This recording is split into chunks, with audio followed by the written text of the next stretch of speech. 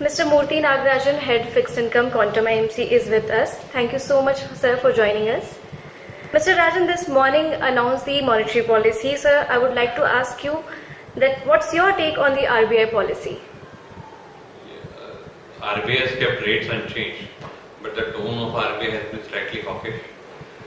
The view which is coming out seems to be that he is looking at much beyond this policy. What he's looking at is that he's looking at the election after next 2-3 months. He's looking at how vegetable prices will pan out, because now we have got unseasonal rains in the month of February.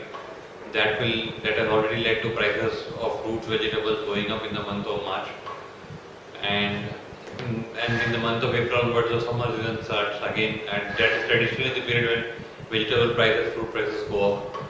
So all in all, he is looking at the base. What he is looking at is February, maybe the time when your vegetable prices hit the lowest level. From here on, we start tracking. There is of course oil prices as far as international standards, international organization is concerned. They have said that oil prices will trade in the band of Brent will trade around 105, and next year after that in 2016 it will trade around 101. So that is one compensating factor.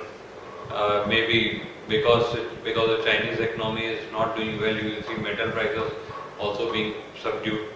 So you will have your WPI, there will be divergence where you see WPI inflation close to around 5% levels, but your CPI inflation continues to be above 8% plus 8, because you have to understand that 47% weightage is for food items, consumer items. So that is the reason why I think RBI has played it safe and he has kept it at 8% levels. Sir, repo and reverse repo rate are unchanged. Did upcoming elections have something to do with governor decision? The repo rates are kept unchanged. Of course, this one factor is that, of course, we can talk about elections. But a repo and reverse repo has been unchanged because the CPI inflation has been around 9% levels, close to double digit. So, if your rate, even if your CPI is 9%, if you are keeping repo rate at 8%, still there is a negative 1% return with the savers get. So, normally your repo rate should be somewhere close to where your CPI is, which I think over the next 3-4 months we are now seeing. Last 2 months only we have seen that the CPI is at 8.1 and your repo rate is at 8% levels. So I think now from these levels onwards, if inflation behaves, then you see the repo rate being around 8% levels only. Or if inflation suddenly spikes up, you may see RBI looking at raising rates further from these levels also. So do you think the rate will remain unchanged for some time? As of now, it looks so, because this afterwards, the next policy, it's a bi-monthly policy. April means again you will go in the month of June. June you will see the election results coming out.